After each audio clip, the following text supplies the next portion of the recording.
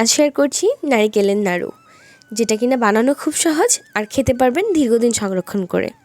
আশা করছি আমার আজকের এই ভিডিও আপনাদের ভালো লাগবে।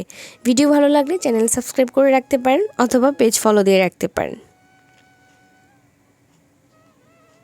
নাড়ু তৈরির জন্য আমি প্রথমে এখানে একটা নারিকেলকে কুড়িয়ে নিয়েছি ভালো করে। এরকম একটা নারিকেল কুড়ানো দিয়ে অবশ্যই কিন্তু নারিকেলগুলোকে ভালো করে মেশ করে নিতে হবে, যেন নারিকেলের কোনো বড় টুকরা থেকে না যায়। এরপর এর মধ্যে দিয়ে দিচ্ছি হাফ কাপ মিঠাই অথবা গুড়। আপনার চাইলে কিন্তু এর মধ্যে আরও একটু চিনি অ্যাড করে দিতে পারেন, তবে আমি এখানে কোনো চিনি দিইনি।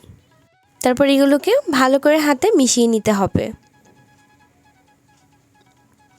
অন্যদিকে চুলায় প্যান বসিয়ে দিয়েছি। প্যান গরম হয়ে যাওয়ার পর আগে থেকে মেখে রাখা নারকেল দিয়ে দিচ্ছি। আর এগুলোকে কিছুক্ষণ রেস্টে রেখে দেওয়ার কোনো প্রয়োজন নেই। মাখা হয়ে গেলে সাথে সাথে চুলায় প্যান বসিয়ে এগুলোকে গরম করে নিতে পারবেন। এই পর্যায়ে চুলার আঁচ একদম মিডিয়ামে করে দিয়ে 30 মিনিট জাল করে নিব।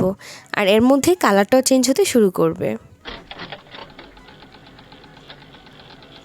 30 মিনিট পর এসে কালারটা কতটা চেঞ্জ হয়ে গেছে দেখতে পাচ্ছেন, তার মানে পারফেক্টলি হয়ে গেছে। এখন এগুলো থেকে ছোট ছোট নাড়ু তৈরি করে নিব। আমি এখানে প্রথমে গোল নাড়ু তৈরি করছি। আপনার চাইলে কিন্তু যার ইচ্ছে মতো ডিজাইন করে নিতে পারেন। কয়েকটা গোল করে নেব। তারপর আমি আরও কয়েকটা ডিজাইন করে আপনাদেরকে দেখাচ্ছি। এভাবে কিন্তু করে নিতে পারেন, বানানো খুবই সহজ। শক্ত কয়েকটা কাগজের টুকরা নিয়েছি এরকম করে চিকন করে কেটে।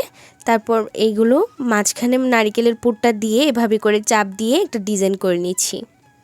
ভালো করে চেপে দিতে হবে, নাহলে কিন্তু ভেঙে যেতে পারে নাড়ু।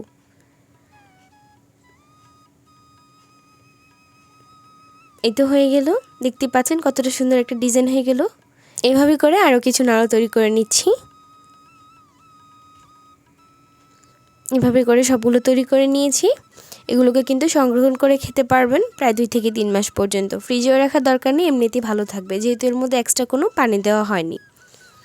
আশা করছি আমার আজকের এই ভিডিও আপনাদের ভালো লেগেছে। ভিডিও ভালো লাগলে কিন্তু চ্যানেল সাবস্ক্রাইব করে রাখতে পারেন অথবা ফলো দিয়ে রাখতে পারেন।